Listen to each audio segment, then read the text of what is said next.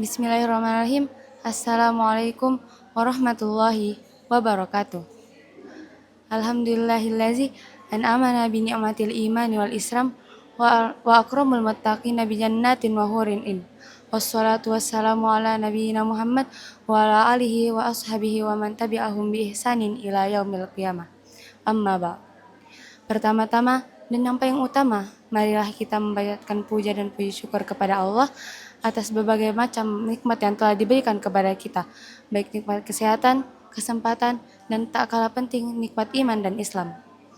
Salawat berbingkaikan salam, tak lupa pula kita hanturkan kepada junjungan besar kita, Nabiullah Muhammad SAW.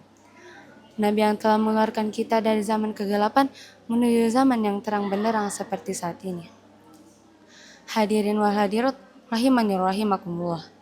Tak ada satupun manusia di dunia ini yang mampu memastikan dirinya berada dalam keadaan beriman hingga ajal menjemput.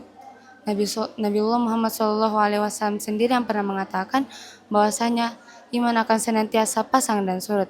Oleh karena itu, marilah kita menjaga dan meningkatkan kualitas keimanan kita setiap hari.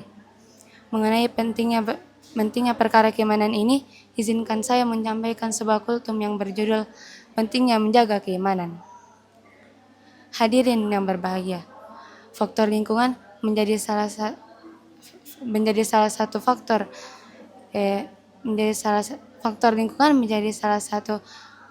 faktor tingkat iman seseorang.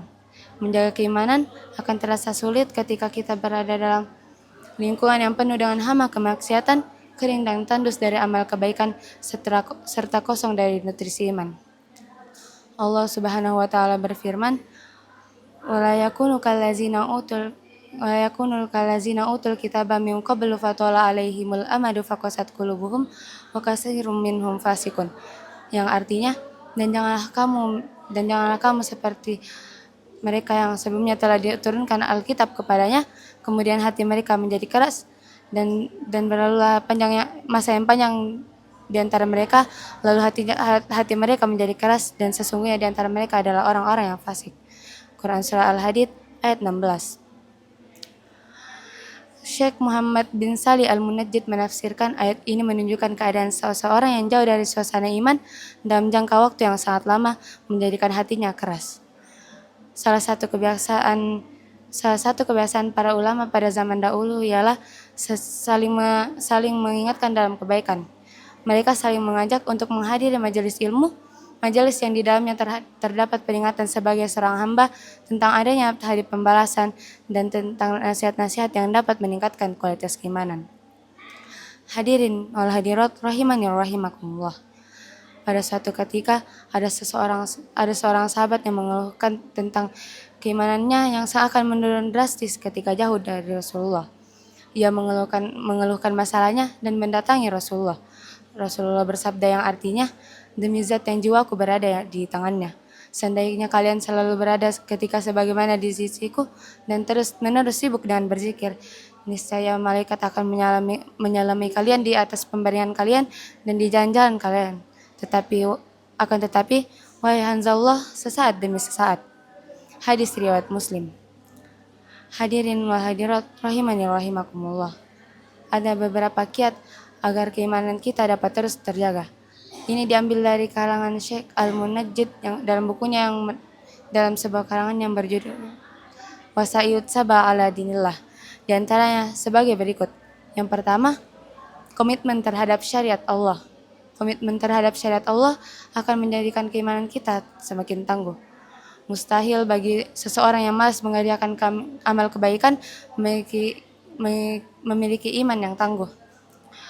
Maka dari itu Rasulullah selalu mengajarkan kepada kita untuk mengerjakan amalan-amalan soleh walaupun itu hanya amalan-amalan kecil. Begitu pula pada sahabat, mereka selalu mencontoh amalan-amalan Rasulullah.